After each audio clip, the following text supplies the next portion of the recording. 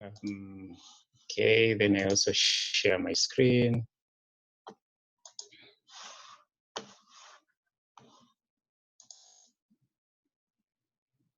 Fine, so now you can see my screen. You can also head over to e-learning and check out the notes for today. Just pretty some few slides, think about 20.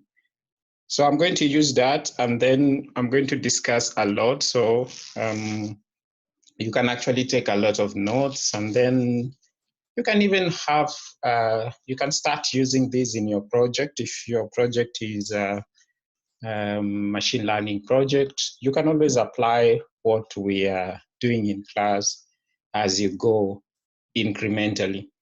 So last time, if you remember, these were the notes for last time. We did feature selection, just a way to kind of identify the most important features. And we introduced an extended data set. It just looked like this.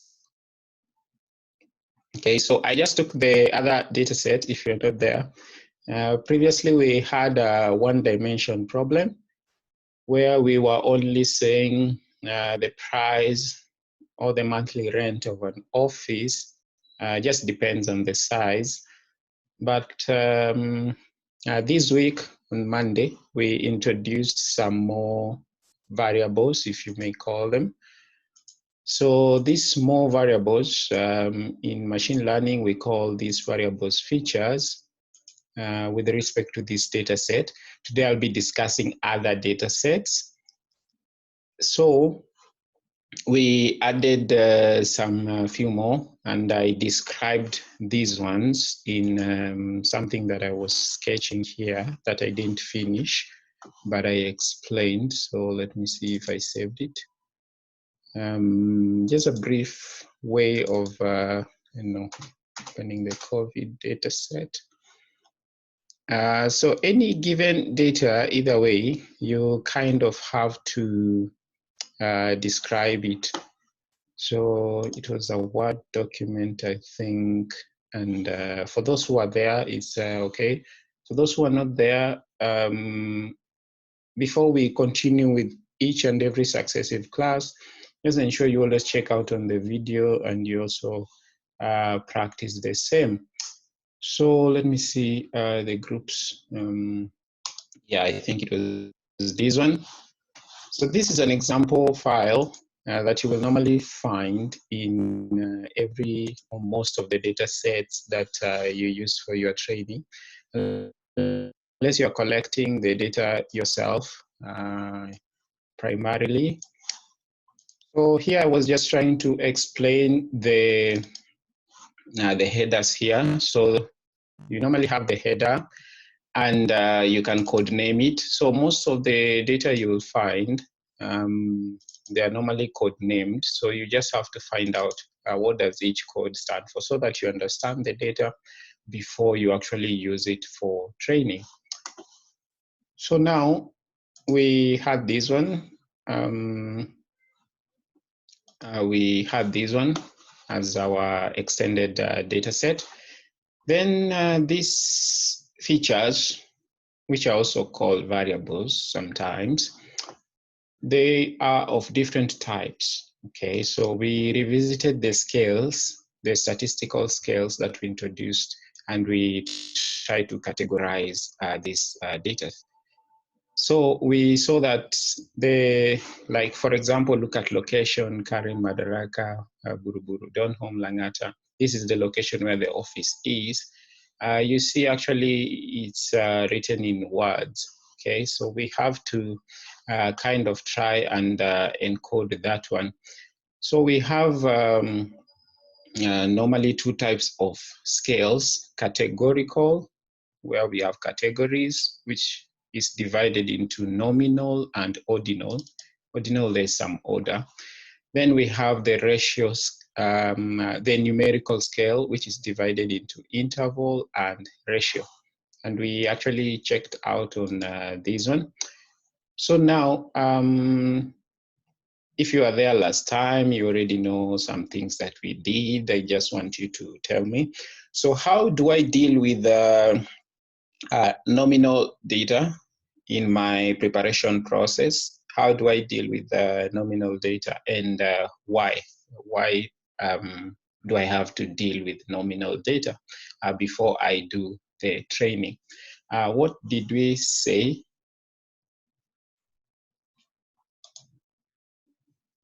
Someone who was there last time on Monday.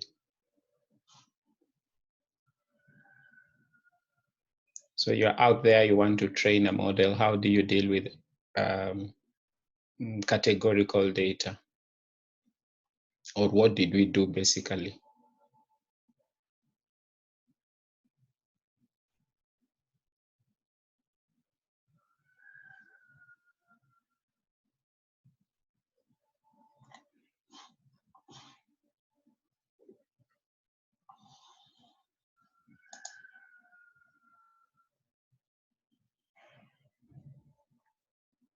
Okay, on the chat room, Victor says encoding, yes. And Calvin says one hot encoding. So when do I use one hot encoding?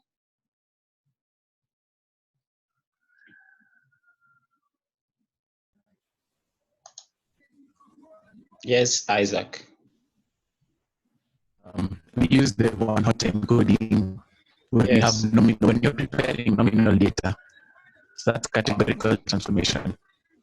Okay. Yes, so we use one hot encoding for nominal data. And so the question now is, what is the intuition behind one hot encoding? It was very easy. So yes, Isaac, you still have something? Okay.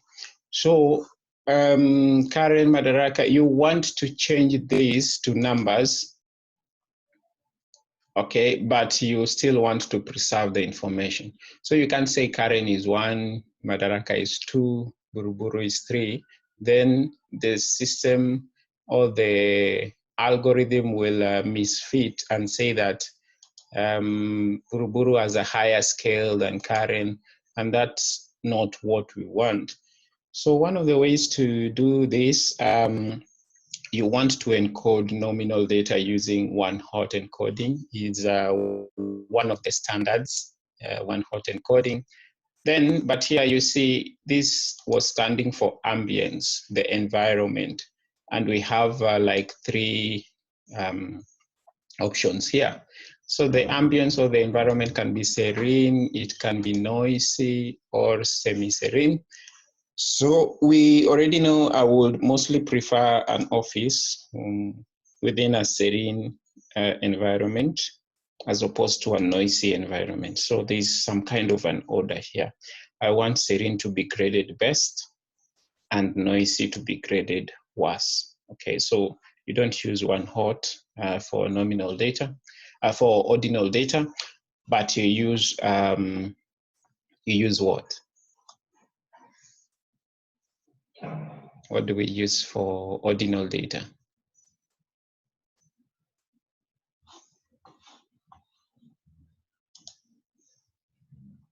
Yes, Victor has answered there, saying label encoding. True. So we use label encoding for ordinal data, or we used. Okay. There are some other encodings I will also be teaching you, and but one hot is like the standard, and then these are what we call label encoding or integer encoding. Actually, just captures the ordinal format. Then we concluded on a high note, coding. You can check out the notebook and the video, please. You need that knowledge in order to do what we are going to do today. What did we conclude by saying? What's the disadvantage of one hot as an encoding scheme? What did one hot actually do? We can actually start by go to Colab and load that. We load that notebook.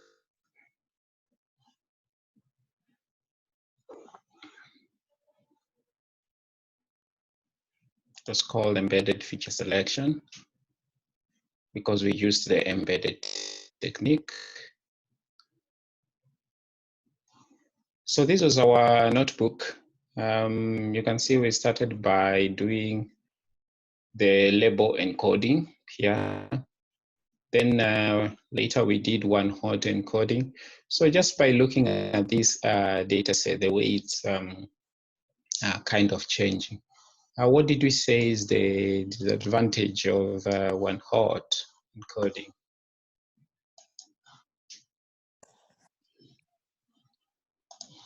Yes, someone is calling. Yes, Roseanne. It was a mistake. But you can still answer. Why not? You remember? Mm. You remember one hot encoding? Yes. Mm-hmm. What's the disadvantage? What's the disadvantage? It makes the data set bulky. Yeah, bulky. So very good, thank you. Yes, so the bulkiness, we are now going to call it dimensionality today, okay?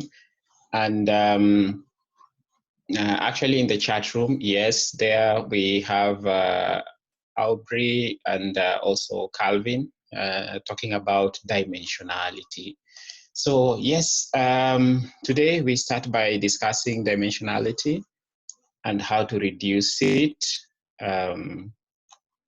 And then, yes, that will be our class today. But before that, you check out this one. We just have a small data set. We have simulated this one. I did the simulation.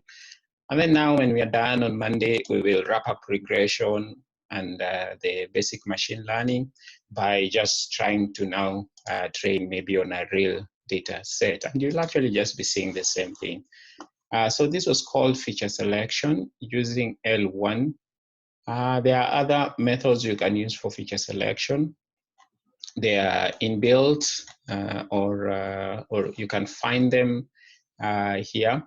Skitlearn or sklearn.preprocessing. Okay, so why .preprocessing? Because before you train, you actually do feature selection. And I'll be talking more about some of the things you need to do before training. One of the things you need to do before training your model is actually what we did on Monday. You need to do some data cleaning. I'll be talking about data cleaning. And if you have some values missing, how can you be able to fill those missing gaps? And after that, then you can do feature selection to reduce the dimension. And you're not just reducing the dimension, but you also want to capture the most important dimensions or the most important information. That's what I want to talk about today. So the story continues today. It's a follow-up on the same. Check out feature selection, embedded feature selection. And the other feature selection techniques can still be found in sklearn.preprocessing. You can check out sklearn preprocessing documentation, and then you code side by side. And yes, so today we want to move. So that's where we stopped on feature selection. We saw that one hot encoding increases dimensionality.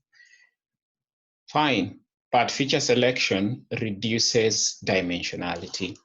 So today, we start here and check out e-learning, dimensionality reduction. So fine, let's start by discussing data dimensionality. This is very easy. It is the number of features that are there in the data set, okay? So you can say the dimensionality of a data set is defined by the number of independent variables, okay? The number of independent variables. So now that automatically says when we just had the size and the price, this was a one dimension example. Okay, so 1D, one dimension. Then we added more dimensions on Monday in the extended data set. So if dimensionality is the number of independent variables in a data set, what is the dimension of this, our new data? Just by looking at it and counting.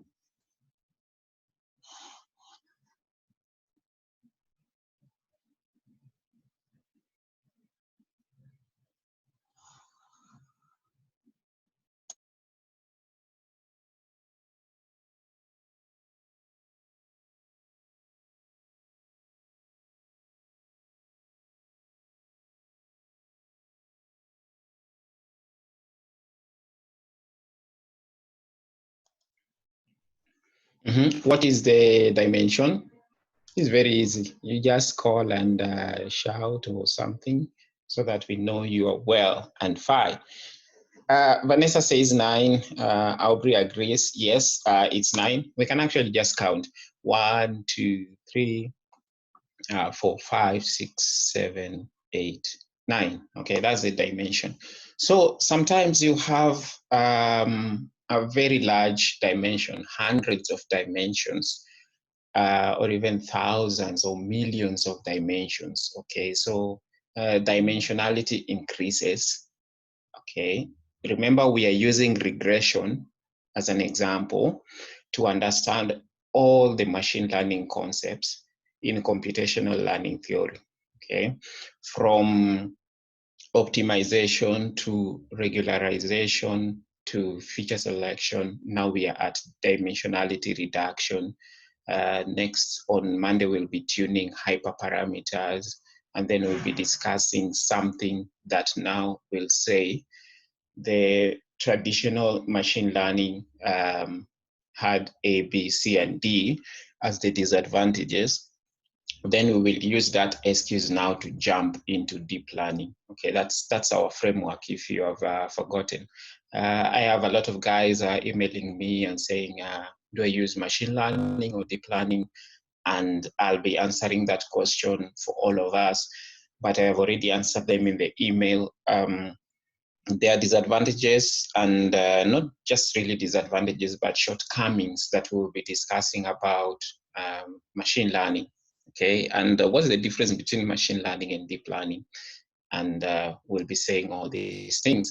So now, since we're using regression, this is a data set that can be used to train a regressional model or a regressor.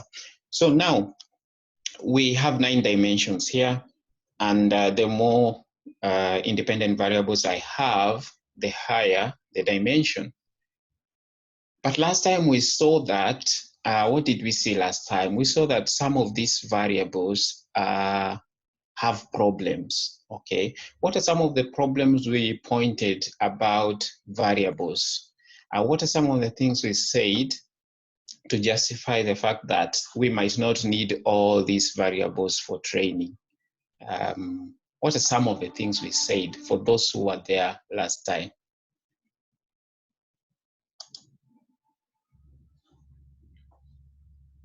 Yes, Kevin. Some variables may be highly correlated in a way that it affects the dependent variable. Very, very good. Okay, multicollinearity. What is correlation? So before I continue, Aubrey has something to add. Yes, Aubrey. I just wanted to add on to the problems that we could identify in features. Yes. Some features contain too many null values, so it would Yes. be useless to use them. Good. And some may also give us very little information. Very, very good. Yes, perfect. That was actually understood. Yes. So some features have something we call multicollinearity, or just correlation, if you may like it. What is correlation? It's the relationship between two or more variables. So if I have two variables or more that are deeply related, I'll rather drop one and just use the other, because if I have the other, I still can capture the logic or the information that is in the other variable. So I can just say all the other variables are redundant. Is never 100% redundancy unless you have two columns like ambience and ambience, okay? But there's usually like maybe 90% correlation or 80% correlation, okay? So if two or more, for example, let's look at this, our example. That's why after running the model, you see here, not even the model, but the feature selector, you see proximity was dropped and all these guys were dropped. One of the reasons, because I have a smaller data set that is actually biased towards location Karen. So most likely if this is my data, I am most likely looking for an office in Karen. So, but I want to discuss something here with respect to ambience. Like we pointed out last time, one of you actually was able to identify that. So what is ambience? It's the environment, okay? The serenity of the environment. How cool, okay, is the environment? So actually, here is the logic. If there is a school closer, okay, there is a high chance that the environment will not be serene. Children are running around the estate and they're shouting, depending on the type of school. Maybe if there is a road somewhere or closer, the environment may not be serene, depending with what the road actually serves. So actually there is some form of correlation between ambience and these variables that you're actually seeing here, proximity to a mall and so on and so forth. So actually some columns can be deemed to be redundant. Then, yeah, there could be some missing values in some columns, and some columns just have little information. That means if we compare the correlation between the column and the target, it's very low. In other words, that column is contributing so low to the target. So in feature selection, we were dropping some columns, okay, or some features. Or even better or well put, we were selecting some features. So you start with all features, and then you select the subset of the features that are the chosen few or the best. That was feature selection. Sometimes you start with an empty list and you select the best, whichever format you use. So now we have now dimensionality reduction that we are actually discussing today. So the more the features, some people might say, a model is not doing well, add in more data, okay? So sometimes some guys, they add in more features. Then we notice that the more the features, it's not always the better the model will perform. So there's one thing we want to point out here, something called the curse of dimensionality. So what is the curse of dimensionality? The curse of dimensionality in machine learning is that as the number of features grows, sometimes exponentially, some algorithms will just collapse or crash, okay? So that's the first thing. The second thing is that as the number of features grows, it's not guaranteed that also the accuracy of the model will grow. Okay, it's just a curse. It's a curse of dimensionality. So how did this come up? Because initially guys used to believe the argument that the more the features I have, the better the model. Then after feature selection and dimensionality reduction stuff, we were able to conclude that now, hey, dimensionality is not really a blessing, okay? It can be a curse. So that is called curse of dimensionality. So how can we solve dimensionality? I want you just to capture the goal. Goal number one, we actually want to choose the features, okay, that are contributing the most. Okay, as we do that, we will actually reduce dimensionality. So it is two things in one. Number one, you don't just say dimensionality reduction, okay, just remove these and these and these, and then let's remain with this and this and this, and that's it. No, you want to select or to remain with the features that contribute the most. So how do we actually do this? Reduce dimension, yet maintain the most relevant information, okay? So the answer to that is dimensionality reduction. So how do we do dimensionality reduction? Two methods: feature selection, which we have already done, and today we do feature extraction. So there are two ways to solve this problem. Number one, you do feature selection, which we did. You can refer to the video. Then number two, we do feature extraction. Okay, so that's what we do today. Now, feature extraction is a bit more advanced as compared to feature selection. So that's why we did feature selection first, then we go to feature extraction. So what's the key difference between feature selection and feature extraction? In feature selection, we were just trying to identify a subset of the most relevant original features. By the end of the iteration, we remained with the original features. Even if we had renamed them because of one hot encoding, there were still the original features, okay? That is feature selection. Now, in feature extraction, we are not going to have a subset of the most relevant original features, but we are going to create new features, okay? So feature extraction is more kind of intelligent. It's going to kind of go through the data set, and then it's going to create its own features. But the features that it's going to create, they are going to be of high relevance, just like most relevant in feature selection. So, but it's again going to do this on a lower dimensionality space, okay? So if my data was 9 dimensions, okay, it's going to create new relevant features, but on a lower dimensionality space. So it will be lower than 9. Now, these new features, okay, I want you to capture this. So just pay attention. These new features that are going to be formed, we cannot be able to observe them. In other words, we are not going to say there's a new feature formed that is called, what else could guys be interested in when looking for an office, that is called maybe lunch offered. Yes, no, yes, no, yes, no, no. The new features formed are going to be in some form of a compiled form, okay? You're just going to get numbers.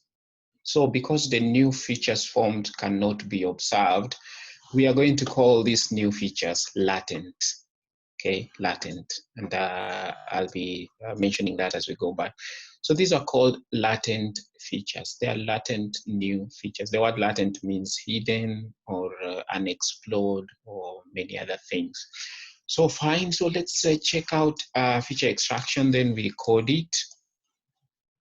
So what is feature extraction? It is a way to reduce dimensionality, forming new latent features that are more relevant on a lower dimensional space. So you can check more on that. Most relevant is the keyword. So we must have a way to kind of measure this relevance. So some of the popular feature extraction techniques are the following. Singular value decomposition from linear algebra is actually like the parent of all feature extraction models. Then from SVD, we are going to come up with the principal component analysis. Then it has another variation called the linear discriminant analysis. Then we have autoencoders. Autoencoders, okay, I'm going to mention when we get there. So fine, so Let me start by introducing SVD. If you understand SVD, you can understand all the other variations of SVD, including PCA. Okay, so SVD is the chief mathematics behind feature extraction. Then autoencoders is a neural network solution. So we will use it when we go beyond. But SVD is so powerful that we're actually going to also use it on images. I use it a lot on NLP, in NLP, and I'm going to mention how. So SVD is singular value decomposition. Now here starts the key thing. We are going to go through this and then you understand it. I won't go through all the mathematics, but I'll explain how it's done. And then we will apply it using NumPy. You remember NumPy is the library that actually deals with our matrices and arrays and complex number manipulations, okay? NumPy, numbers in Python or whatever. Fine, so SVD is a mathematical technique. What does it do? It's called singular value decomposition. So SVD decomposes a matrix into other simpler matrices, okay? Why a matrix? Because we are just about to take this data set. You see the way it is. We are going to take it as a matrix, and then we are going to compute from there off. That should ring a bell because we already revised linear algebra and matrices. Now we are going to apply what we revised. This is a reason we have used a lot of calculus. Now it's the application of part of the application of linear algebra in machine learning that you must know. So SVD will take a matrix and it will decompose it into other matrices, okay? It is a way of approximating a matrix using fewer dimensions, yet maintaining most information. It's actually what we want. A linear algebra technique for generating denser matrix from a sparse matrix. So these are my 3 ways of explaining SVD using my own words. So the third one, actually, where I actually use it a lot in natural language processing. So actually, let me mention now, a sparse matrix is a matrix with so many zeros, okay? So many zeros. You could have hundreds of columns and rows, but most of them are zeros. So you can be able to collapse that matrix into a denser matrix. It is a matrix with fewer or no zeros, okay? So if you remember very well what L1 was doing, it was pushing some weights to become 0. Then actually, how did we drop these features? We dropped these features because their weights were pulled towards 0. I actually printed that last time here, up here. You can be able to print it using these variable coefficients, okay? So here they call them coefficients. So if you print regressor coefficients, you will see the coefficient of each of these variables. The variables that remain were the variables whose coefficients were not 0. That's why this is called L1 embedded feature selector. How does it select features? It just throws away features whose weights, or the traditional regression statistics community called weights coefficient, whose coefficients are set to be 0. So that's just like the idea. And we are going to continue with that idea. So denser matrix can be gotten from a sparse matrix, but today we are not going to do that. What are we going to do today? We are going to understand SVD. We check out SVD, you will see mathematics from wall to wall, which I love so much because we already reviewed linear algebra. But today I'm not going to do that mathematics wall to wall, but we are going to apply that mathematics. So before you apply anything in this machine learning class, I always want you to understand what you're actually doing, okay? You must just apply what you understand. It helps you a lot. So this is what SVD does. Let's say we had a matrix A, and it has the order. You know the order of the matrix, so I just reminded you here. The order of a matrix is usually row by column. Okay, so it has an order of m by n. This matrix can be decomposed into some three matrices. So the three matrices are standardly called matrix U, matrix sigma, and matrix V transpose. Okay, you already know the transpose of a matrix. So I described these three matrices down here because they are very key and very important, and I want you to know. So matrix U is an orthogonal matrix, and orthogonal matrices always do rotation, but today I won't go into that. So matrix U is an M by M orthogonal matrix. Okay, what does it contain? It contains the left singular vectors of A. What are singular vectors? We'll explain in a moment. Matrix sigma or sigma is an M by N rectangular diagonal matrix. You're going to see this. So anytime you have a diagonal matrix, it usually represents a stretch, okay, geometrically. It means that if you multiply a diagonal matrix with a vector, this matrix will stretch the vector, but not today. This matrix contains singular values. You see SVD, singular value decomposition. Then what is matrix V transpose? It is another orthogonal matrix that contains the right singular vectors of A. So there are singular vectors and singular values.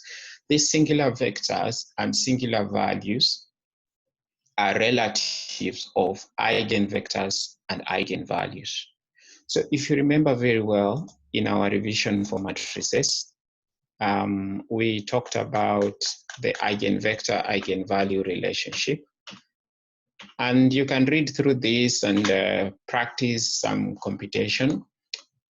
Didn't give you some of these because I decided I will embed it a little bit in Cat 1, not to calculate by hand, but to apply. So what is an eigenvalue? If I have a matrix that when I multiply with a vector, it is the same as having a single value or a scalar and multiplying it with the same vector, it produces the same effect, okay? Then this value or this scalar is called eigenvalue, okay? And then this vector is called eigenvector of matrix A. That's the eigenvector, eigenvalue relationship. Then you are able also to find here, we talked about an orthogonal matrix. What is an orthogonal matrix? A matrix is orthogonal if A transpose multiplied by A is equal to an identity matrix. And before I go into that, you must understand the following, because we will be applying it when trying to model the meaning of words in deep learning. So let me talk about orthogonality. I don't know if I can write today a lot. So yes, my pen doesn't look bad. So please take note of the following. Orthogonality just actually means, let's say I have the Cartesian plane. Good. And so this is the principle of, so when things are orthogonal, it means that there is a 90-degree angle between them. So let me just assume I have two vectors here. This is the origin. A vector will just normally point to a given direction. So let me say this vector just lies here on the x-axis, pointing that way, and then this other vector points that way. Okay, so these are just two vectors. I could say this is vector A, and we normally write vectors like this with an arrow up here, and this could be vector B. This is actually interesting. I wanted to get it. I didn't mention it because of times like this. So fine. So the angle between these two, we already know, is 90 degrees. So we say that vector A is orthogonal to vector B. Okay, so this is orthogonality. So if vectors can be orthogonal, also matrices can be orthogonal. But orthogonality is actually very, very important. You can't avoid it. You will be applying it to text, images, videos, all types of data. Will always use this orthogonality. And today we are about to use orthogonality. So very quickly, there's usually something called the dot product of a vector. So I want to say vector A, like that. This vector A, we normally just say vectors, can say them as X and Y, the value of X and the value of Y. So it's not difficult. So here the value of X, let's say this is 1 and 1. So the value of X here is 1 and the value of Y is 0. So that's vector A. Looks like that. You can write it faster than me. Vector B, okay, arrow there. Vector B is 0, 1. X is 0, Y is 1. 0, 1. So now, so why am I pointing orthogonality? Because of the following. Every given 2 or more vectors, you will always be struggling to find the angle between the 2 vectors because the angle will tell us a lot. We'll see, we'll get to a place whereby we'll represent words as vectors, and then this angle will tell us a lot about these 2 words. If the 2 words are synonyms, the angle will be smaller. If the 2 words are opposites, the angle will be larger. And we can model so much concerning words, documents, images, and so on. So orthogonality, I want to talk about the cross product of 2 vectors. Okay, the cross product of 2 vectors is very easy. Not the cross, but the dot product. So I don't know if they taught you this in algebra. I think these are some of the important things you guys should have known. So when you're doing the dot product, you will just do this value times that value plus this value times that value. In other words, the dot product of 2 vectors, can write a dot there, will actually just give you a single value, okay? No matter the dimension. So, so if dot product is of these 2 vectors is 1 times 0 plus 0 times 1, what is the dot product? What is 1 times 0? It's 0. Plus 0 times 1, it is 0. Okay, so the dot product is 0. So please write, if the dot product of 2 vectors is 0, then those 2 vectors are orthogonal. Okay, that's the first point you must get in any machine learning, linear algebra actually. That's why I said prerequisite to this course is linear algebra. And we're going to use this practically today and always. So if the dot product of 2 vectors is 0, then automatically those vectors are orthogonal. I don't have to plot them. I don't care the dimension. They could be on 10th dimension, which I can't plot on paper. But after getting the dot product, I can know that these vectors are actually orthogonal. Good. So orthogonality, that's it. Then there's a second property that is very important here that I want to derive before I go back to the notes. So now, if I get the second norm, which is also the Euclidean distance, okay, I described the second norm of vector A. Okay, so vector A norm, I'll just write it like that, can square it. And then I multiply it by the norm of vector B, second norm. In other words, the norm just defines the distance, nothing fancy. You are either saying things in an easy way or you're a mathematician. That's my mantra. So the distance of A times the distance of B times the cosine, cos. I might not need this here. If I multiply that by the cosine, cos theta, assuming that angle is theta, this one over here. Okay, then I should be able to get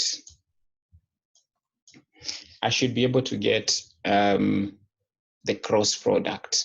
Okay, no, the dot product. Okay, so the first, the second, even sometimes the first norm, so we just write this on general, multiplied by the norm of B, multiplied by the cosine of that angle, should be able to be equal to the cross product of A dot B. Okay, we know how to get cross product. We just said it will be a value. Okay, so this property is extremely important. So if this times cosine of that angle is equal to that, then we can just make whatever the subject of the formula. Most likely we normally make this the subject of the formula. So here you just divide by the norms, and then you have your cos theta. If you want theta, you get cos inverse on the other side. So you can actually be able to get this angle when you're given two vectors. Okay, anytime you're given two vectors, you can get the angle between the vectors. So now you must note that cos 90 is actually 0, and that's where the property actually comes in. That is orthogonality of vectors. Okay, so vectors usually have two things. Number one is the dot product, the one that I just did.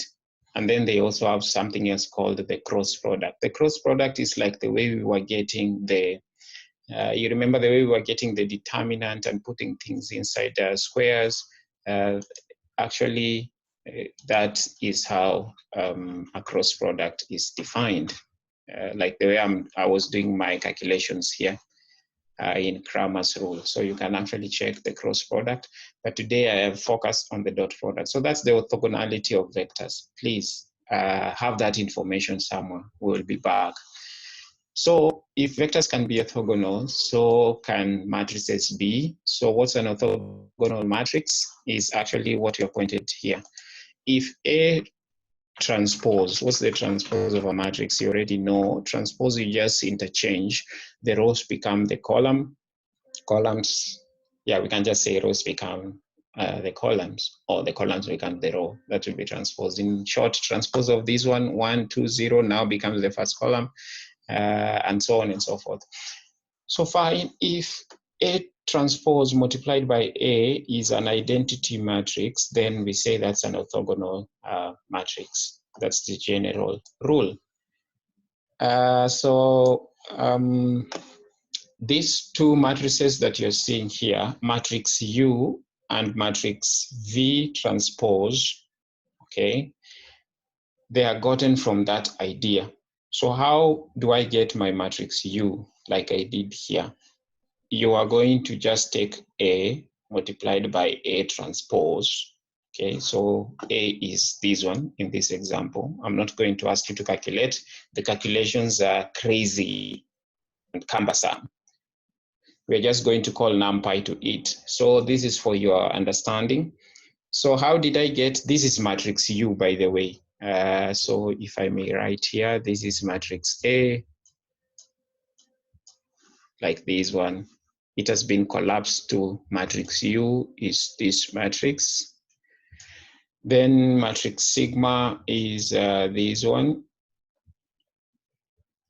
And then matrix V transpose, it has already been transposed, is actually that one. So How do we get matrix U? We normally just take that concept, A multiplied by A transpose, and then after the matrix that I get after multiplying, I will get the eigenvectors of that matrix. Okay, so if you want to go the long calculations, you can check them out. But now you see this column is the first eigenvector, okay, U1. And then this one is the second eigenvector. So that's just the mathematical jargon in this dimensionality reduction stuff. So the U1 and the U2 are actually eigenvectors. The same applies to this VT. Instead of now taking A multiplied by A transpose, we do the opposite. We take A transpose multiplied by A, get the eigenvectors, and then you'll be able to get something in this dimension. But today we are not going to go into all that. So we have a matrix called U, matrix called sigma, and matrix called VT. Now I want you to pay attention to matrix sigma. These values that you're seeing here along the diagonal, you see it's a diagonal matrix. They are called the singular values of A. The singular values of A are going to permit us to do something to A for dimensionality reduction. So in short, if you're to get anything here, is that in SVD, any given matrix can be collapsed or decomposed into three matrices. The first one is usually called a U, the next one is called a sigma, and the other one is called V transpose. So we pay attention to matrix sigma. It will always have values looking like this. So there is a diagram I put up here. Okay, so even well captured, A is collapsed into U containing the left vectors. And then S contains, so S is sigma. Now we have just called it S because we are now putting the sigmas on the diagonals. And then we have VT. Okay, so matrices U, sigma, and VT, or US and VT, are much simpler than A. Okay, simplicity is defined by the rank of the matrix. I won't go into that calculation. So fine, what does this allow us to do? Why is it important? Number one is that it allows us to make matrix A to kind of represent matrix A in a linear combination. And the linear combination can be captured in things like this. It's the same as the first sigma multiplied by the first vector multiplied by the transpose plus and so on. So my attention will be on these things called singular values because it's SVD, singular value decomposition. What are these singular values? What do they mean? By the way, if you look at the calculations and the compute, these singular values are the square root of the positive eigenvalues of the matrix. I won't go into that. So you actually see the direct use of linear algebra, eigenvalues, and eigenvectors immediately right here. Okay, that's perfect. Now, all these sigmas will always be arranged in descending order. It means that sigma 1 is larger than sigma 2, is larger than sigma 3 if you have sigmas going downward. Now, the other way at looking at sigmas is that it's going to represent the importance of every feature. Okay, so we are now just about going to ignore the sigmas with smaller values. So after decomposing, this is our data, by the way. This is my training data. If you're not a linear algebra enthusiast, this is your training data. Your training data can be expressed in this form using SVD. Then matrix S or matrix sigma is going to carry singular values which define importance of each and every feature.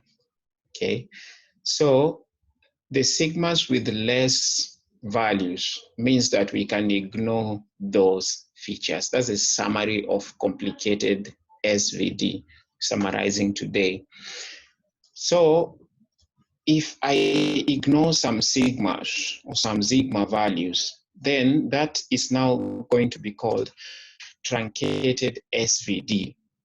This is now what we are going to use. So truncated SVD is the version of SVD where you're going to ignore the features with the lower sigma values or the lower singular values. So the values are always in decreasing order. We are going to see in a moment. Not even in a moment, it's up here. You see, when I calculated A and decomposed it into the three matrices, we see that, you see the first singular value of A is 10.25. The second one is 10.1. Okay, so you see they're in decreasing order. Okay. So you can now be able to truncate the matrices in this form. You ignore the sigmas with less weights, depending with how many you want to ignore.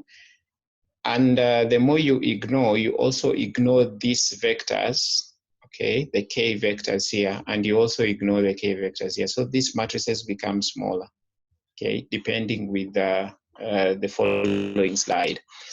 So you are the one to say it's a hyperparameter. We'll be setting them on Monday. There is what we call K-rank approximation. We have to decide how many sigmas we are going to ignore. Okay.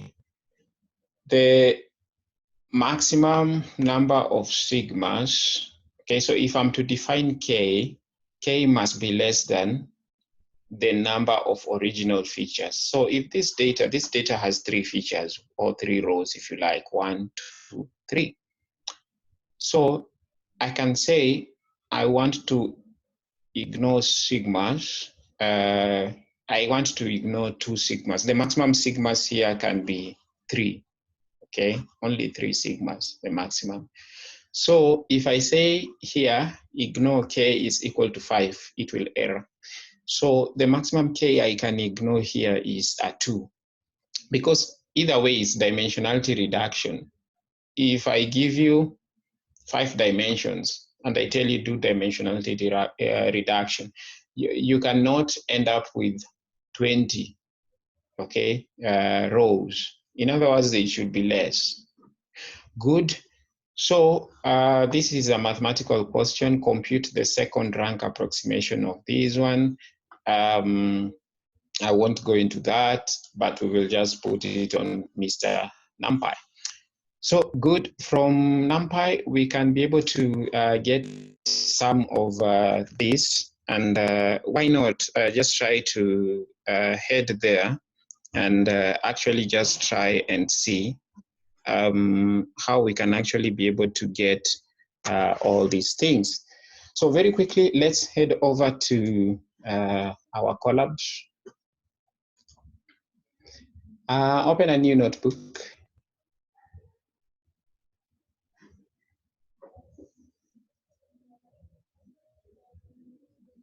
Good. So this is going to be an example of how to get the 3 matrices using NumPy. What's NumPy?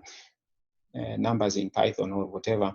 It's a library for doing linear algebra and complex number stuff in Python. So anytime you deal with numbers, arrays, etc., you need Mr. NumPy. Unless you want to code all the codes inside NumPy.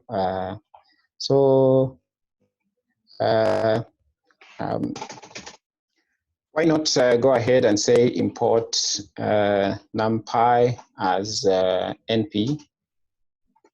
Okay, and that's usually the first thing. So where do we get SVD? You just say from NumPy dot linear. Okay, so linear ALG. Okay. So here is where you get all your linear stuff. Okay. And from here, you just say import SVD, just like that. Right, let's do more, the beauty of Python.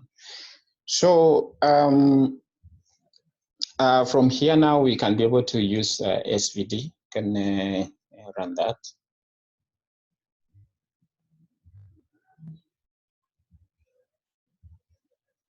So from numpy.linear algebra import SVD. So now we have SVD. What an opportunity to form an array. We can, or a matrix, can say matrix, or matrices are represented as arrays in NumPy. You can say numpy.array unless you imported array up there. And so we define an array.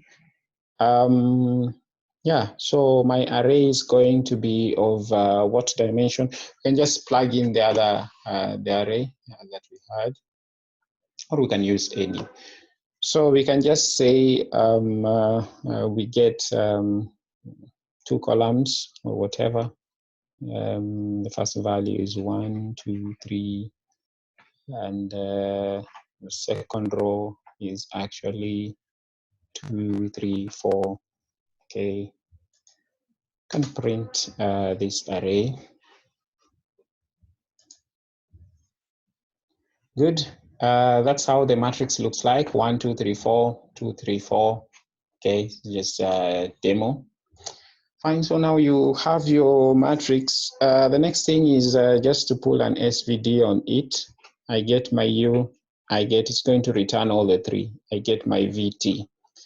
I'm just going to say it's equal to SVD of A. I had already imported SVD up there.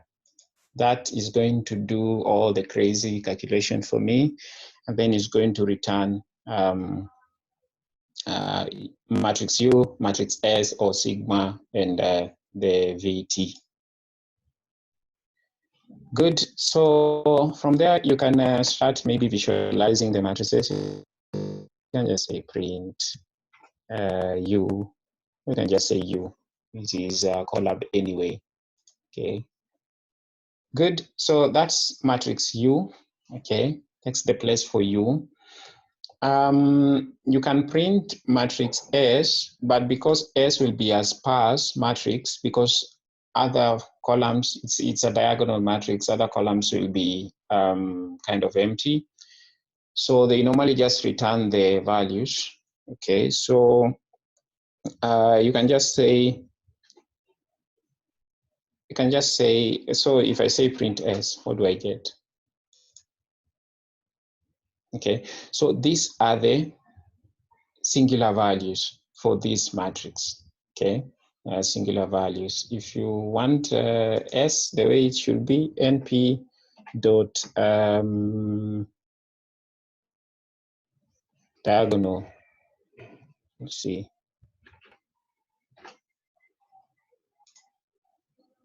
Yeah, that's the diagonal matrix or whatever. And finally, the crazy matrix here is VT. No one usually wants to touch VT. The guy is tough. Yeah. Good. Anyway, that's how to get the 3 matrices using NumPy. Okay, so you can have your own little notebook. You can name it something here, and then take it to your. You can store it. You can gather these codes as many as possible. You'll be using the knowledge. Fine. So NumPy can help us to do even this approximation. If you want to do it, you can do it. We are going to run truncated SVD. But before we do that, let's finish these few slides. So from SVD, we go to principal component analysis. I'm going to summarize this thing. Some people say PCA is the same as SVD. Other guys are saying PCA is another SVD, and the world is usually confused. You'll search all over, you'll find confusion. But here is the way, personally, I feel this is the way it is. But before I say how I see it, I want to say what PCA is. Number one, it's unsupervised, because PCA, yes, it does dimensionality reduction, but it is an algorithm. It is a model on its own. We will revisit PCA for other functionalities or other training stuff. It maps n-dimensional features to k principal components. So a principal component is the most important component, okay? And they are ranked in different orders. It is just like SVD with the different sigmas. The first sigma is the most important, the second one is, and so on and so forth. So in PCA, we have principal components. Okay, it's called principal component analysis.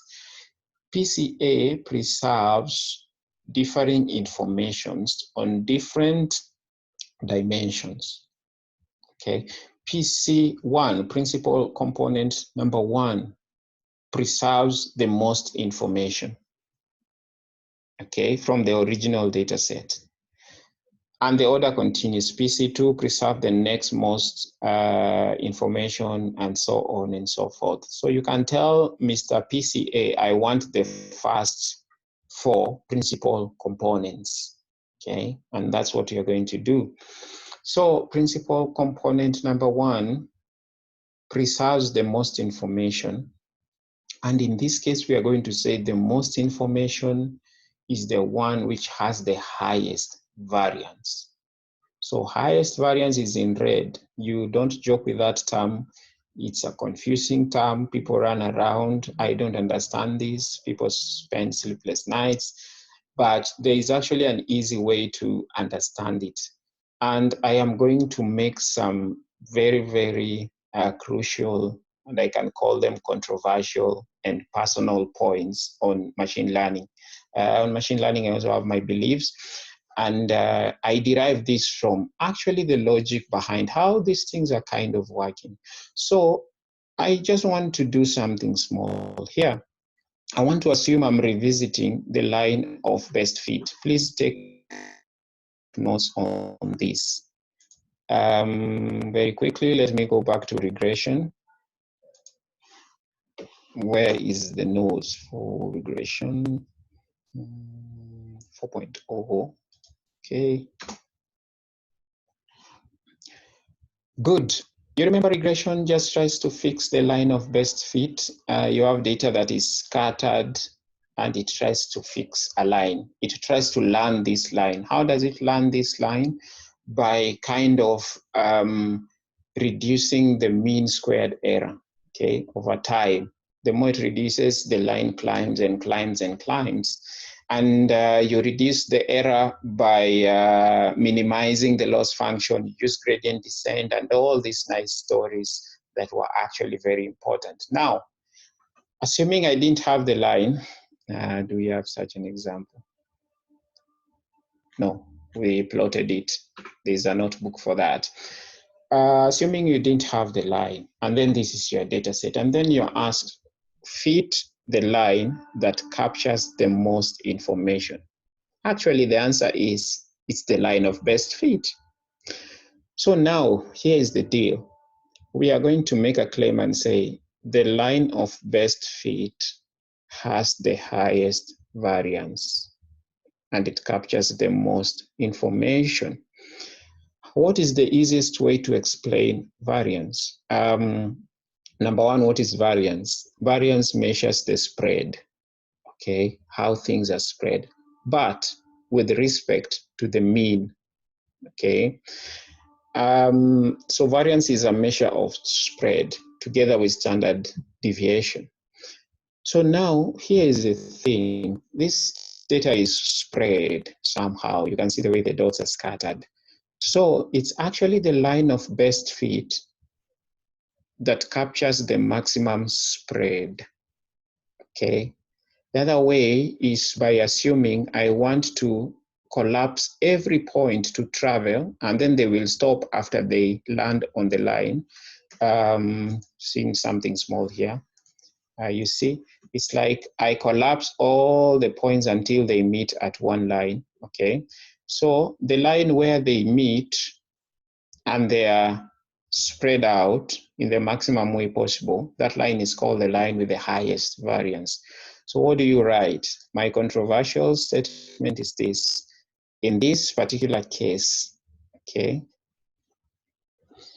the highest variance is the dimension that captures the most information from the original data set. This is the first controversial statement. Number two is that it's like in this particular case, the higher the variance, the more the information that you're actually capturing. Okay. Then the next one is actually even the most interesting, and I usually find it interesting. Okay. So the more I obtain this line with the highest variance, okay, the more I minimize the mean squared error. So the highest variance is the same or is a relative of the line of best fit. I'll go back to that when time allows me to. So now, bottom line, there are a number of principal components. Different components are going to preserve different information. The one which preserves the most is going to be called PC1, principal component number 1. Then we want to check this one out. So the principal components that we decide to gather, they are going to form the new features. These new features, we can't name them, so we just call them latent. They are unobserved. We don't know how to describe them. They are latent. So PCA, principal component analysis, is the same as SVD. But now the difference is that PCA is going to operate on something we call a centered data. A centered data is like trying to force a normal or a Gaussian distribution on a data. That's complicated. I'm not going to explain in details. We are just going to apply. So this is just like a visualization of PCA in NLP. Let's got this from my NLP notes. So you will have the original data like this, for example, what we have up there. Then we want to reduce it to this. So what will happen? Number one, PCA will fix the line of the highest variance is first this one. That's going to be PCA dimension 1. The next line of best fit appears to be the orthogonal. Now, you see the other way to view this line is like to view this line as a vector. I'm not going to go into that. So after getting the line of best fit, if I can get its orthogonal vector, that's the next line of best fit. But today, no. So we call that PCA dimension 2. Then we drag this Mr. Dimension 2 here and Dimension 1 here, and then we just make this one. So the points now will sit like this. Then now to obtain the PCA Dimension 1 alone, you just collapse these lines until, these dots until they are on one line. Okay, that is the approximation. That is the approximation of the data set. That is easily seen after we run an example. And then, yes. So finally, just want to talk about this. I won't go much into this. LDA is like PCA, but the difference is that it's supervised. I won't say why. Anyway, I put it here. You can read about LDA. The difference between LDA and PCA is that PCA tries to maximize the variance, but LDA tries to maximize the class boundaries. Okay, so this is a boundary. There's a way LDA kind of operates. It's a linear discriminant analysis. Okay, we are trying to learn a line that best separates the data. Okay, so how can this be used in dimensionality reduction? So the class with the maximum interclass variance and minimum interclass variance is considered the best class. So the best class will form the best feature. And you can check more on this. There's something called Fisher technique that can now be used to form something called a projection matrix. And then from there we get, or we extract our latent features. Good. Then finally, autoencoders, not for today, just introduction. It is a way to use neural nets. 2 layers, there's an encoder and a decoder, and then there's an in-between layer called the code. So this in-between layer, number one, the encoder takes in an image, the decoder puts out the same image, okay? Same input, same output. But in between, there's some learning take place, a learning on how to represent this data, on how to encode this data, on how to compress this data, but compressing while maintaining the information. Okay, so that one is called a latent. Again, we have our keyword, latent space representation. We'll be back to autoencoders. Because now we are using just regression to understand machine learning. Then after that, we'll go into more. So check out these ones. So neural nets will cross the bridge, but they can extract features from text, speech, image, video, name it, okay? So right now we are looking at features from a tabulated data set. What if you have a document as your training data? What are the features? Now, if you have an image or a document or a video or an audio, and you want to do machine learning, you don't have features. There are no features given to you. You have to extract them. This is the power of feature extraction over feature selection. Okay, so you can't do feature selection on an image if you want to do facial recognition software like we are going to do. What will we be doing? We will be doing feature extraction. Then the features that you extract, you can't explain them. They are latent. Okay, and you can't say this is the code for the nose, this is the code for the eyes, this is the code for the color of the person, this is the code for the contour of the shape of my head. No, you won't know the features. Maybe that's one of the disadvantages of feature extraction, but the advantage outweighs the disadvantages. We don't understand the features, but they work, they are latent. It's the same thing with the neural networks. When I use neural nets, this is actually interesting. I actually love the machine learning story. If you're flowing with me, oh my, you will be good to go.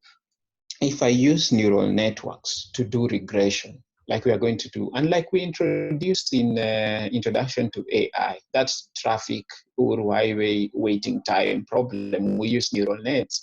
If I use neural networks to do regression, I cannot plot the line of best fit. But that information about the line of best fit is hidden inside, in those weights, somewhere inside those inner neurons, okay? That is what we call latent.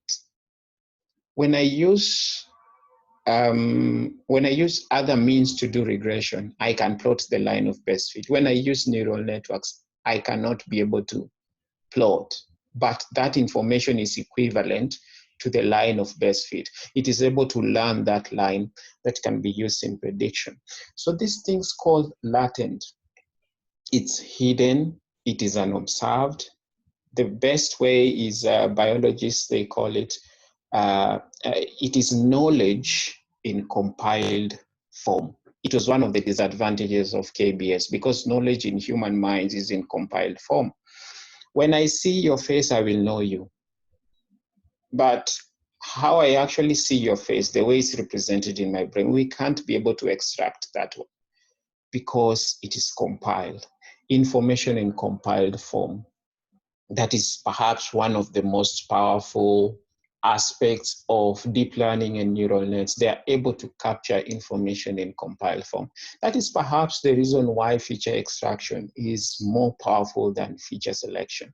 It is able to capture new features. Even if I missed some features, somehow it has the power to capture new features, but I can't explain them, they are compiled. So now, by the way, we are done. So in a document, words can be features, parts of speech can be features. In an audio file, intonation, pitch, frequency, if I'm speaking, you're able to differentiate my voice from someone else's voice. There is a personal voice encoding. My voice has a particular frequency and pitch such that you can use my voice to identify me as a person. These are some of the things we'll be doing actually. It's my desire. Now, images, yes, you can do facial recognition. You can know this is Edmond trying to log in, and then we give him access. This is part of the machine learning that I want us also to explore. You can do video, motion detection, etc. What are the features in all this? Feature extractors can get all that. As I summarize, before we take the last 15 minutes for coding, but I'll give you 5-minute break. It's actually interesting anyway, it's not bad. So as I summarize, when I'm looking for an office, practical example, because still we are going to use this data today. I said personally I considered location, whether it's furnished or not, the ambience environment, is there a school closer, is there a road, is there a mall, is there water, are there housekeeping services, etc. Now, question, are those all the features that someone will look at when they're looking for an office? Mostly it's usually a no. So can the algorithm be so intelligent that it can try and simulate even some features that I missed? Can it create new features? Feature selection can't do that. You give it garbage, it gives back filtered garbage. Garbage in, garbage out. Anyway, that's not how they say it. I am not trying to be so harsh on feature selection. But now, here is the power of feature extraction. I can't understand the features. I can't explain them. They're latent. But this is the power. It is able to create new features on its own. And actually, mostly we'll be using feature extraction. And sometimes we use feature selection, and it depends again with what we are doing. Very well. Before we take a quick break, then we do some shifting so that we go to Colab and start coding.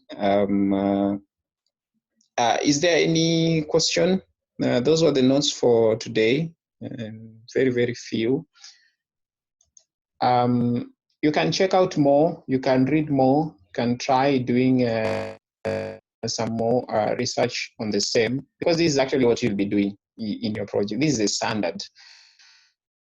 You are in Strathmore, you are in MIT, you are on the field, you are doing whatever. This is standard. The things we are learning there, they're standard. Fine, so that's SVD for you. And how to do the ranking, PCA for you, and LDA and autoencoders. There are some other algorithms for dimensionality reduction. I will share the list, just like there is another way to do optimization as opposed to gradient descent. You can use genetic algorithms.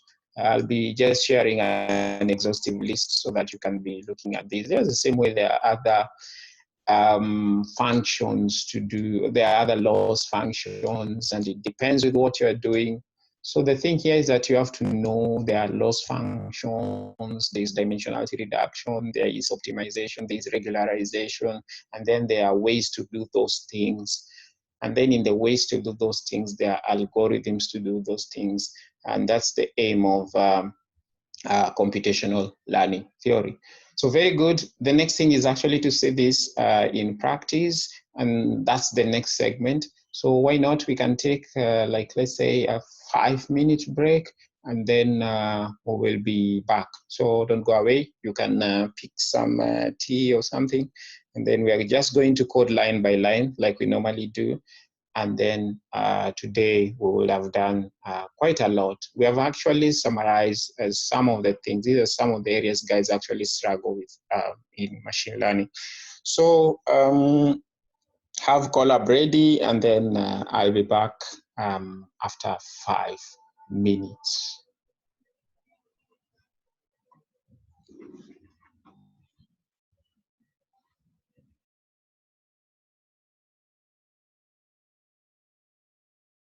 So that now we can go along together.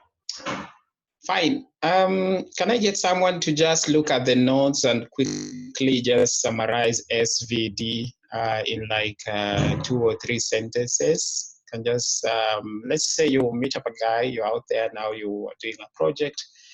You want to reduce dimensionality, but someone doesn't know any technique. Someone summarize SVD for us, please. Then we code it.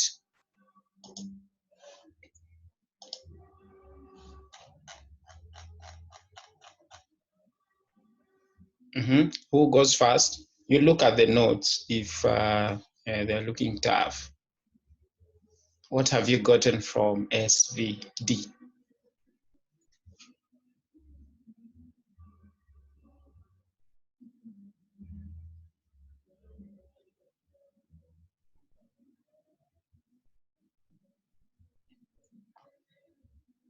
We are waiting for someone to save the world before we code something that we understand.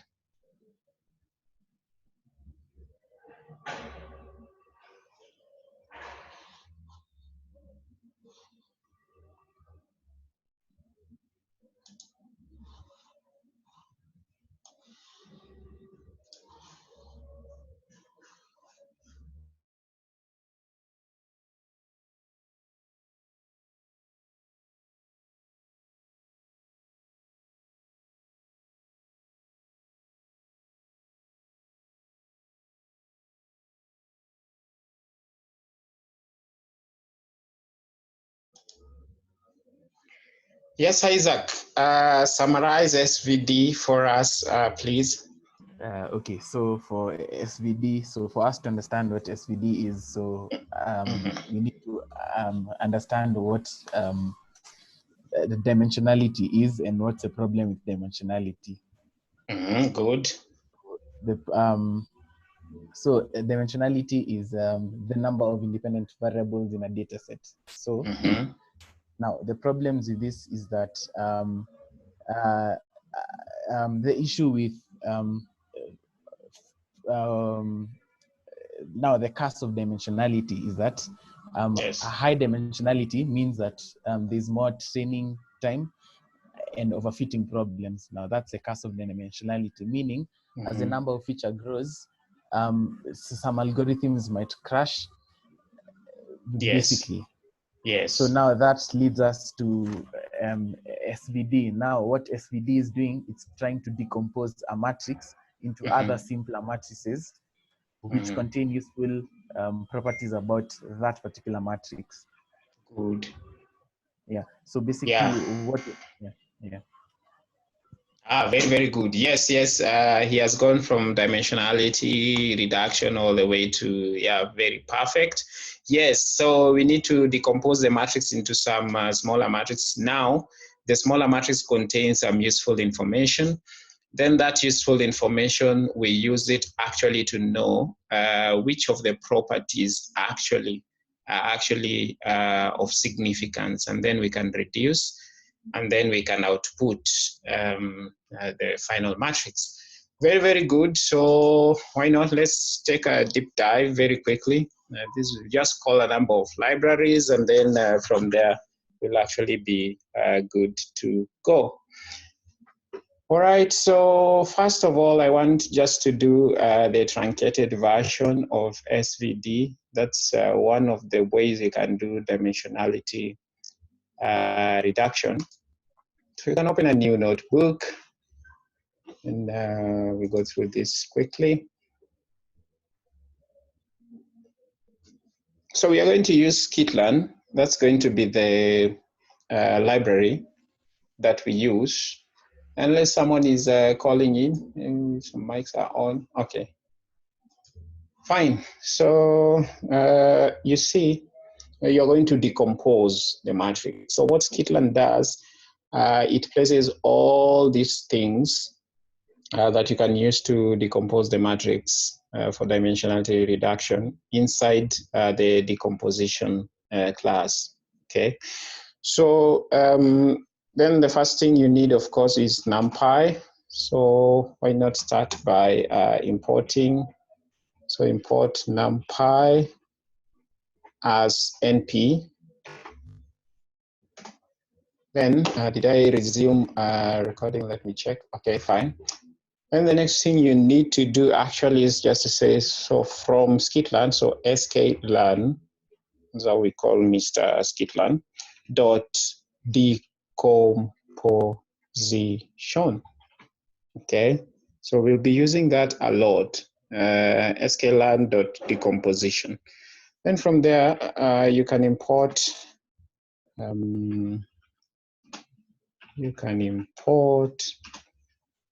truncated SVD. Okay, yes.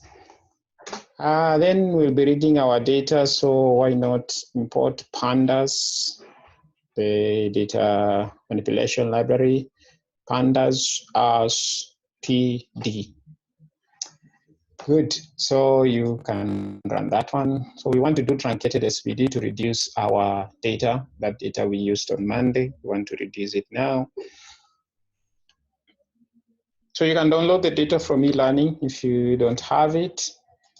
The beauty about this coding line by line together, you actually get a lot when you code line by line. So don't just observe code. You can't just say, I will run the notebook later. You won't get much. This is the way to get much. Or I will watch the video, so why not just hang out or something? No, let's go together line by line. Okay, I can also just code offline and hang around, but now I find it good if we can go through these together. Anyway, you already know how to get the data from google.colab. Colab. Then from here, we normally import files. Okay, and then it's happening to my, okay, so I click to open another cell. Then uploads is equal to files, the one you have imported there, upload, and then we're just going to grab our data. So grab that Nairobi Office EX with 15 rows. Good. This is the data we want to collapse into an array. And then from the array, we perform SVD. Then we return a new data set with latent features. Okay. Those features are latent. You already know now what latent is. Next step, read the data. Data is equal to PD, pandas, dot read. You can read a bunch of files. So ours is CSV. Okay, CSV. My name is usually long. I forget to, so Nairobi. Yeah, it's fine. Why am I doing that? Nairobi Office, price, ex.csv. Okay, fine. So you now have the data, unless you want to see the data, data.head or .tail to see the last few values. What's happening? Okay, fine. So office, is this caps or what? Okay, fine. So this is the data. We actually have the data here. So data is fine, it's working. You already know how to grab data. So now what do we do next? Actually, we will just follow up from the last slide. Not slide, actually, it's the last notebook. I'm going to grab a few things here because I need to prepare the data, take care of nominals and ordinals, collapse it to a matrix, do SVD, then return the new matrix. That's just the logic behind all this.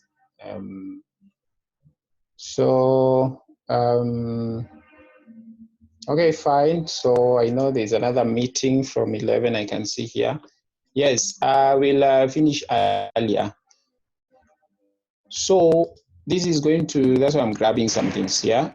So I'm going to maintain, last time I did this, I took a list of nominals and ordinals. The first thing, I want data to remain on its own. Nominals, ordinals, and introduce the next one is the target. And then the target is price. So having them in that way becomes easy. But now I want to teach you a better way to be able to do, we want to do, for nominal, we want to do one hot encoding. And for ordinal, we want to do label encoding. Last time we did label encoding using skitlearn. Today, I wanted to teach you another alternative of doing label encoding using pandas. And it's going to be straightforward and easy. The first thing you might need to do is to grab all categorical data. So I'm just going to grab categorical data from my data set.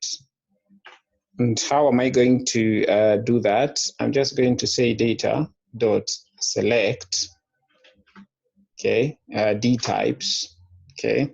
And before I do this, I just want to do this data.info. Let me see.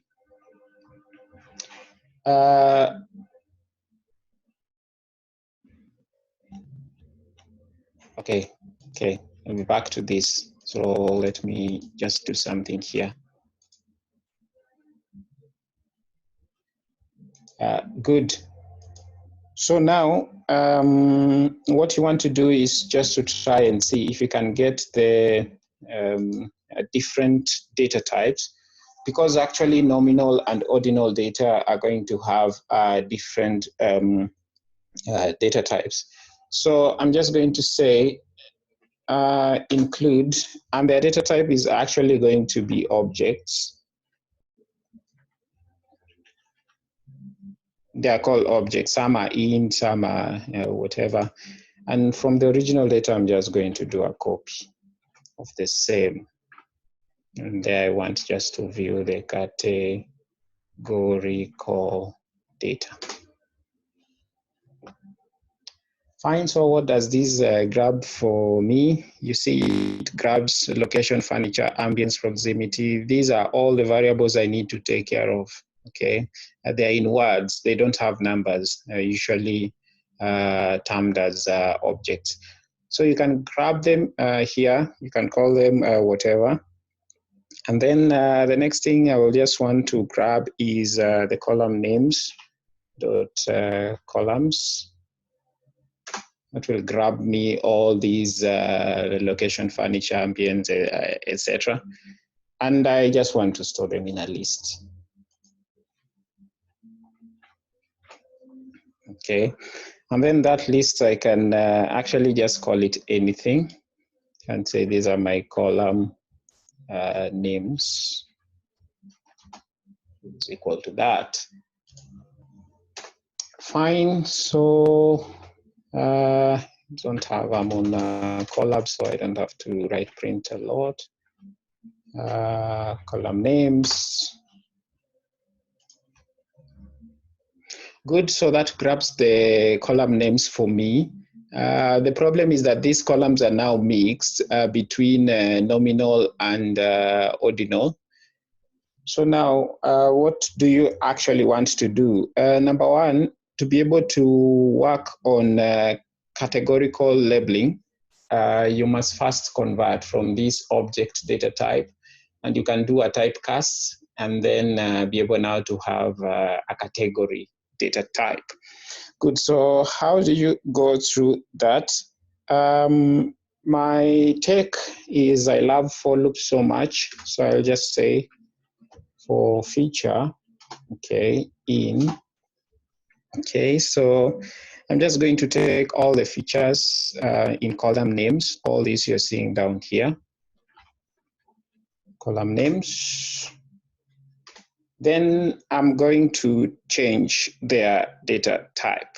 Okay, so I'm going to change their data type and also to collapse them into a new, not a new data frame, but I'm just going to change. Remember, I made a copy of the data frame here. You can say data.copy, it will just copy that. I don't want today to deal to change a lot of the data.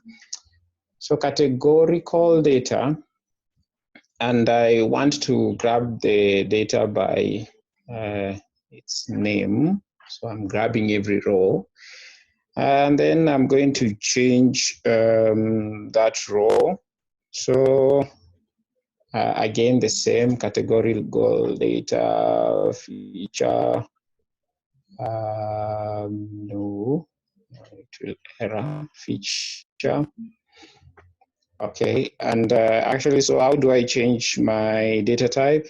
Dot as type. Okay, you can use these inbuilt function, and can just declare it to be category. So that will change my data type and then reinstall them back into the data frame. So why am I changing data type? So that I can use the pandas method to actually change the categorical ordinal data into numbers. So I'll be done here in a few. So now the next thing actually is just now to change the ordinals. So for feature, again, in ordinal, you can type faster like me. So I'm just going to go through all this ordinal stuff. And they are now, their data type is not object, it has been changed. So again, I'm just going to grab something like this, categorical data with a feature. And then what I'm going to do next is actually just to say the same categorical data, the same feature. But now here is the pandas method to do, to be able to do categorical data, that is nominal data encoding. You remember we wrote a for loop for sklearn, but now for pandas we just say dot cat for categories and then dot codes to be able to do that for you. So it's just one line, and it's only that me I'm going through data type changes and many things. So that should be able to prepare the data for us. We can view it, categorical data dot head or tail or whatever. Fine. So quickly, our data has been, you can see the ordinals have been changed. Fine. So quickly, give me a minute.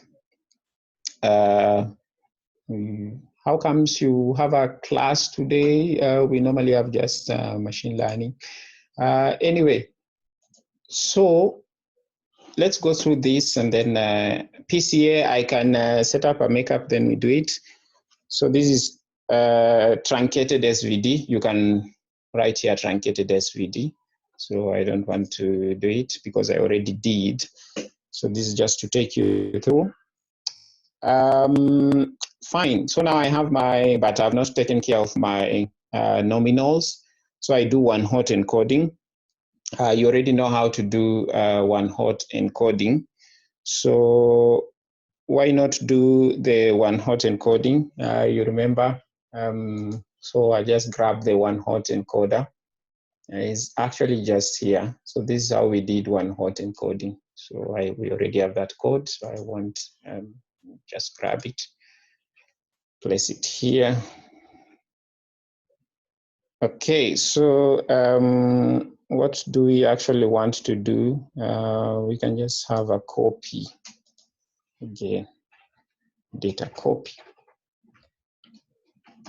And this one, I want now to copy the categorical date dot copy, so that I don't have to go back up there running other cells. So I want to replace every data with the data copy. I'll also show data copy. pd.concatenate get dummies of the copy, and using the copy. So with this piece of code, we want to do one-hot encoding. But now today we are not going to have a prefix here. We just want to leave it the way it is. So anyway, let me see if that works. Yeah, so one-hot encoded there. So this is the entire data set that has been transformed. And yeah, so what remains is just to do now SVD. That will take one line, and then I leave you now. You prepare for the next class. So how do I do SVD? I have my data copy here. It has been transformed. I want to do truncated SVD. So to do truncated SVD, we already know that number one, you need a matrix, okay? And then, yes. So now I'm just going to transform the independent variables as my matrix. So I'll just say X is equal to, and I'm just going to do what we did here last time. You can see here, everything except price, which is the target. Okay, that will be my X. Just says everything except price. And but I want X in the data copy. Okay, so I'm no longer dealing with the past data, but I'm dealing with the data copy.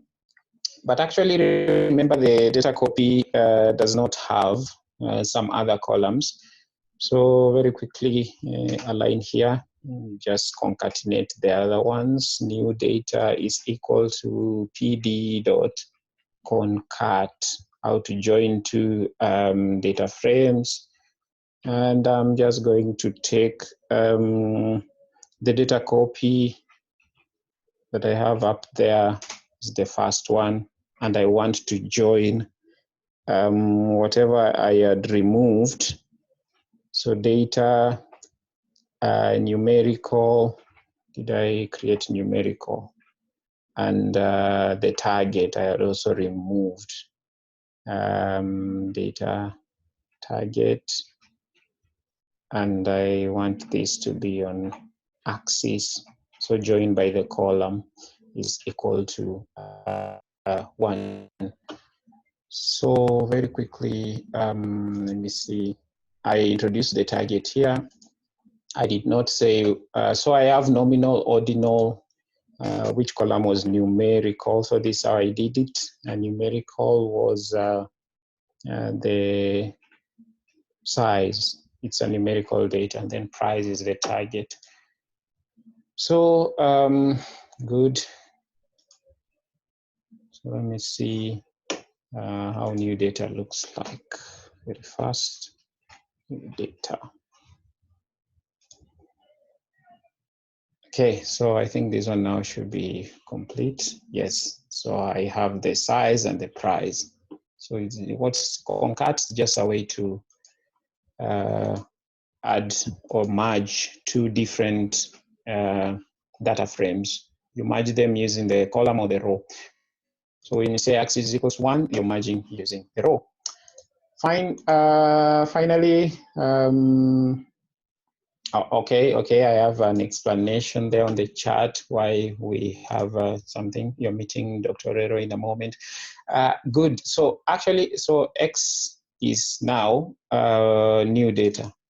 So the entire data set minus the price. So that's going to form my matrix. But actually now, how do I form the matrix from the pandas? To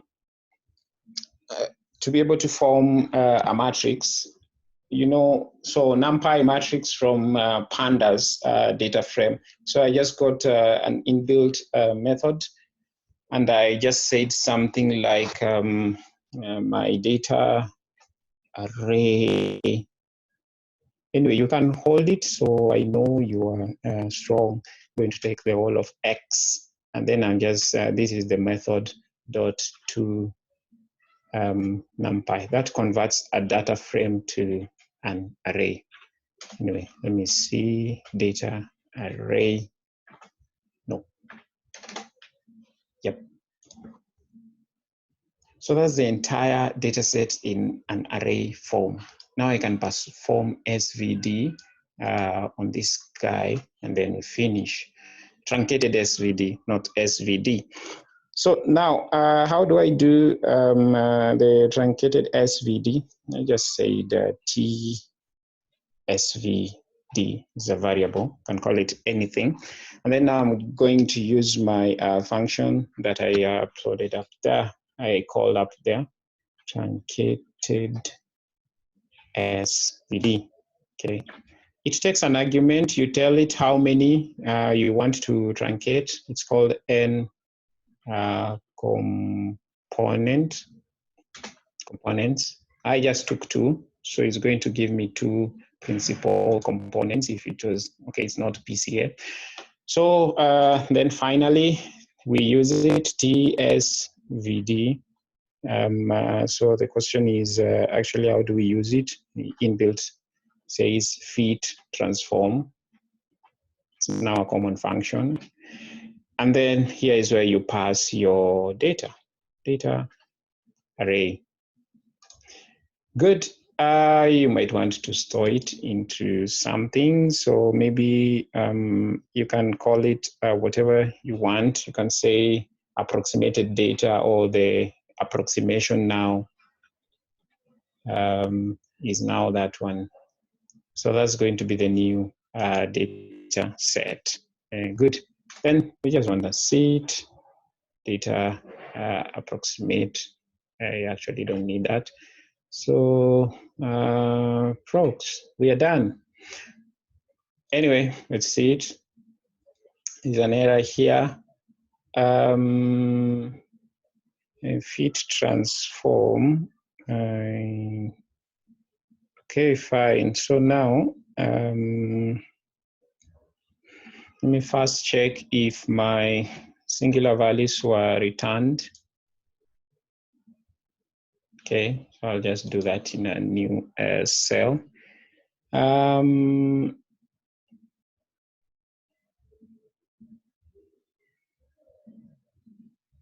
So now to check the singular values, I think it should be TSVD dot singular values.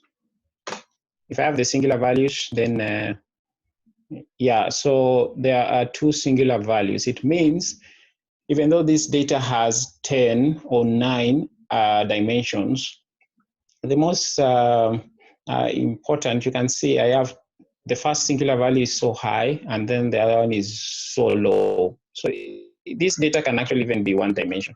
If I say I need 3, so that so this is what I did, and I saw the difference.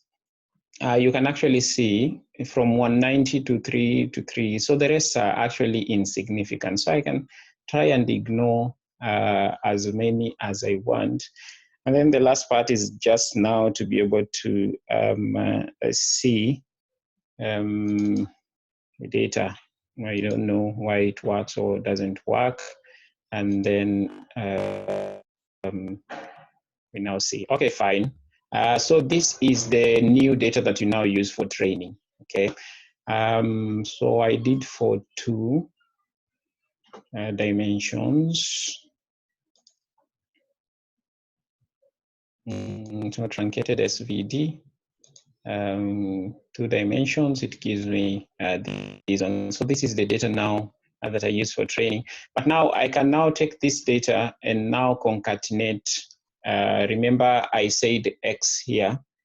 So I can now concatenate Y so that now it has the training part and no, it has the X. So now it has 2 dimensions, X1 and X2. And then finally it has Y. We can't call these X1 and X2 because they are latent variables. And I think that's where we can stop for truncated SVD. There'll be a makeup for PCA so that you prepare for the other class. It's 10:30. I think now you can have enough time to maybe, if you're meeting at 11, then I think it's fair. If you can handle it, we'll go to PCA, but yes. So any general question on truncated SVD? What are these numbers we are looking at? This is the new training data. Okay, you can now do the final data. 1 minute, then we go. We just say PD. How do you merge the, you say concat. What are you going to join? You're just going to join that data approximation. Those are your new latent variables. And you actually just want to try and join this with the target. So data, kind of rushing here, data with the target.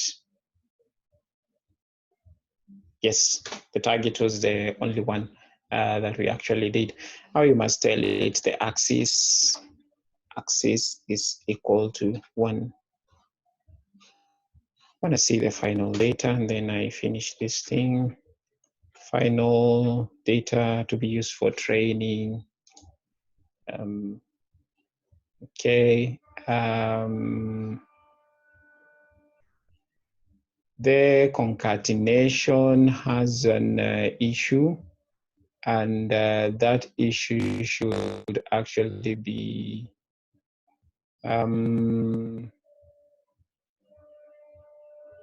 okay, fine. So I think my target could have been well defined if I had defined a Y up here. And yeah, I think so. Finally, I will finish by merging the 2, and then I'll just share the notebook. So what will I do? I'll just declare also Y here as the target. Y is equal to, and then just the way we did here, data price as my target, and then I will be merging the 2. So fine. So if you're in a hurry, you can be able to now head over. I will share the notebook. You can say hi to me there. I've seen guys already started, and then now we can maybe meet later in the day or over the weekend. I don't know. You guys will tell me, or we just meet on Monday. And yes, so that's just a way that, in fact, this is the standard. This is just SVD, in my opinion, is better than PCA. So this is how you prepare your data set and actually now have a new training set. So fine. So thank you for today. I'll meet you on Monday. I will still be here finishing on this, and then we can be able to meet. All the best.